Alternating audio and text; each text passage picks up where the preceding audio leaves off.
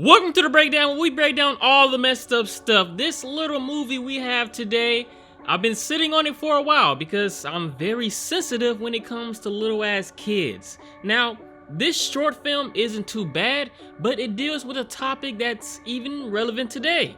Now, when I was in high school, some paramedics came in once to share stories and pictures of fucked up car accidents they came upon. If you've seen videos by a corpse husband narrating EMT police officer stuff, it's kind of like that. Except with me and my peers, we saw actual gore. Shit, after that, I was driving with ultimate safety. I bet that in 1964, some kids felt like how I did when they saw this public service announcement, which dramatizes two young girls who mistakenly follow behind a seemingly nice man, only to meet their end. The reason why it can be a bit scarring is because it actually shows crime scene photos and footage of real life girls who were murdered. I'm not gonna show that to y'all, I'll just blur it, but this little movie is something I've been wanting to talk to y'all about. Keep in mind, everything is dramatized, so don't take my dialogue too serious. If you wanna see what happens, including all the messed up parts, stay tuned for the breakdown. Cue the Gohan.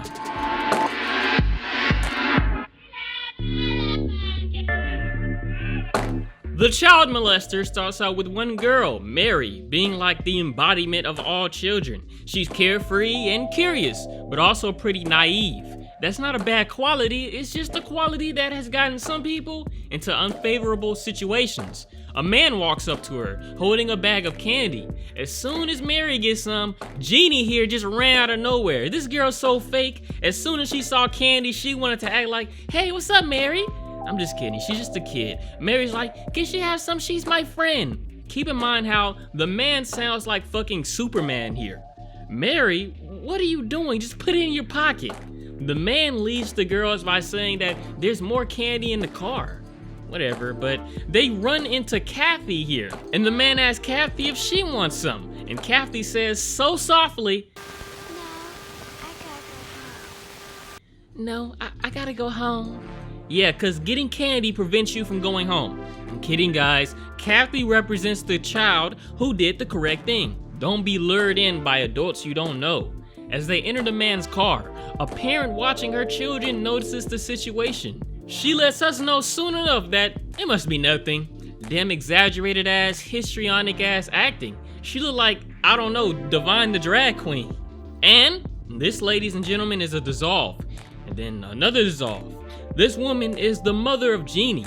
She's worried sick because her daughter isn't home yet and calls Mary's carefree mom, who suggests that they could be anywhere. Are they at your house, Finn? Are they here getting a Coke? Are they at the library? Of course they ain't in no library. The fuck? Who goes to the playground then the library? The kids ask, "Where we going, mister?" And his "you'll see" response is a reminder saying, "We fucked up." Then the narrator shows Kathy going home like, "Kathy's been taught this and taught that." You know how they talked back then. Get off Kathy's sack. Real talk, I think the narrator kind of a weirdo too. Listen. Look at that pretty doll. That's the kind she wanted for Christmas. If she had it, she could join Jeannie and Mary when they play with their dolls. What does that have to do with anything, narrator? Why is Cassie imagining this? Go home already, like... This ADR could have matched up better. In case you ain't here, she said she has to tell mommy about that man. Meanwhile in the car, Mary's scared shitless now. She's like, "It's my money and I want it now." That's a reference. She said, "I want to go home." What is Jeannie doing? Your friend is in danger. Look at her. Jeannie, stop. Where are you going, you fake ass snake? I'm kidding, guys, she's a kid, but Jeannie activated Tomb Raider mode. The man carries Mary with him in the chase for Jeannie, and soon they both get running. Meanwhile, both sets of parents tell the police the information they need to know. Quick scene, but I'm more interested in seeing where this chase is going. The cops consider witnesses.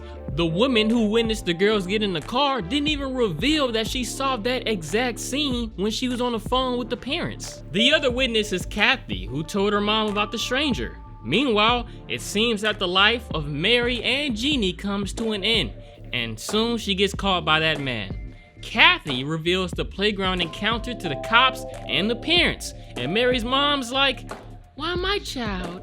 Why not any other?" How about no child at all?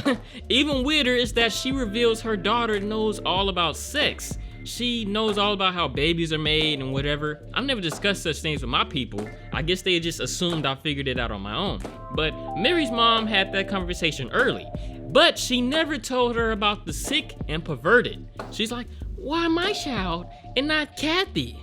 Ugh, Kathy and her mom and dad with the Vegeta hairline flex their status as good teachers. The film lets you know that child molesters can be anybody and just gives arbitrary examples of proper education regarding molesters. Even just general safety tips like look both ways and even write down license plate numbers of suspicious people. This whole later half of the short announcement gives tips on staying safe.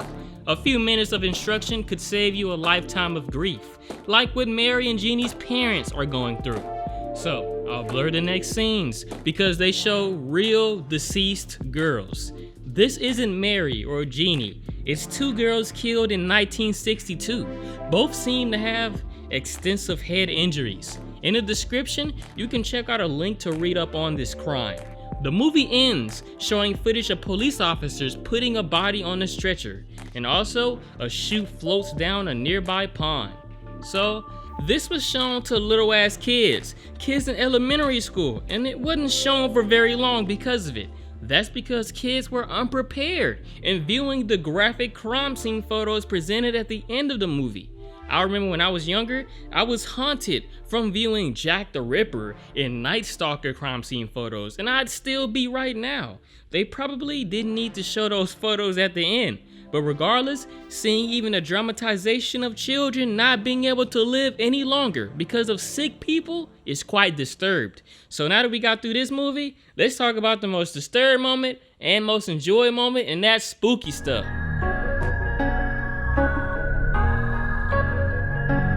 So y'all know me, I don't particularly care about how good a movie is regarding acting or cinematography or whatever, but this film didn't mention one aspect of molesting, I guess you would say. If you look at most of the films on this channel, or even most movies on TV and cases in real life, most molesters are actually people that are quite close to us. People we are supposed to trust. The movie didn't mention anything regarding that other than being careful around strangers. That's just my 2 cents. The most disturbed moment is the reveal of the crime scene photos. If y'all want to see that for yourself, just type the film title in Google Images, I guess. But yes, anything to do with real life has me turning away. Most enjoyed moment was Vegeta hairline. I hope you guys enjoyed this video. For some more dramatic cases similar to this, you might want to check out No Child of Mine or An American Crime perhaps. Both movies show how people we trust can be our own worst enemies. Thanks for watching. Spooky out.